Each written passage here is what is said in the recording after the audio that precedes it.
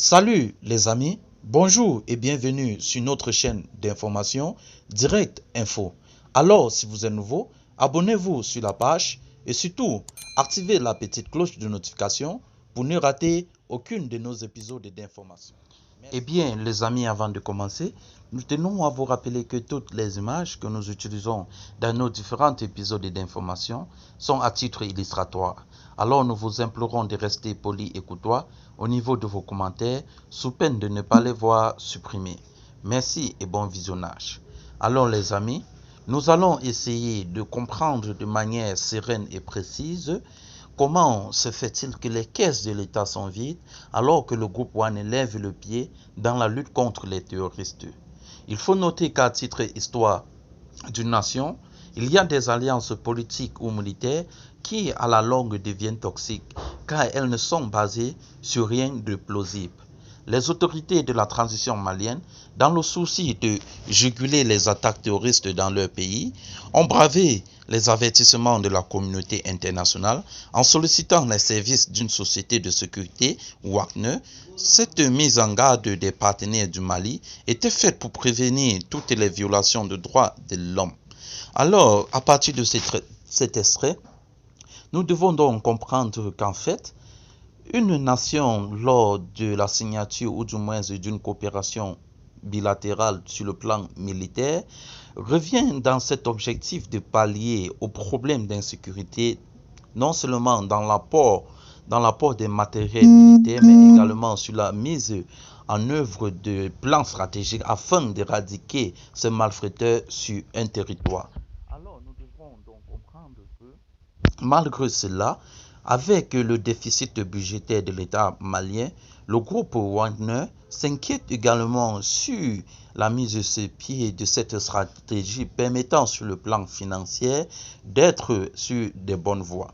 Alors, selon le journal panafricain Jeune Afrique, seulement quelques mois de collaboration, la junte d'Assimi Goïta a du mal à honorer ses engagements pécuniaires vis-à-vis des mercenaires russes en vertu des accords qui lient les parties concernées.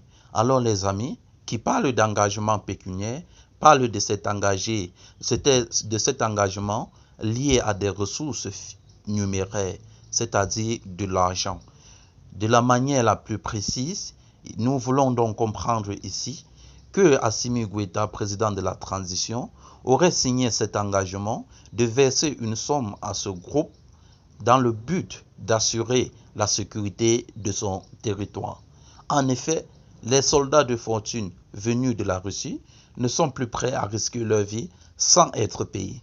Pour le moment, ils ont ralenti leurs ardeurs au combat, le temps de percevoir l'intégralité de leur pécule.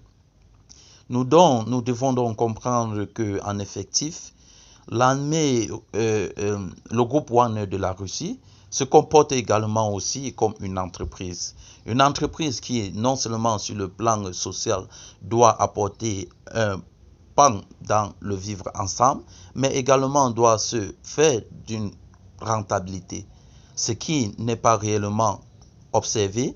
Or, le groupe Wagner russe ne met plus en jeu cette vie qui est précieuse sans une fois être rémunéré en sa toute totalité.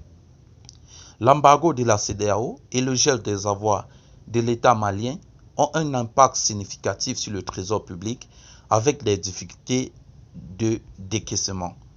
Il faut comprendre que lorsqu'on parle d'embargo, ce sont tout, n'est-ce pas, ces mots, ces éléments qui empêchent l'État malien de soit avoir un certain avantage au niveau de l'importation des produits venant de ces pays voisins, mais également cet appui sécuritaire qui peut leur permettre de survivre.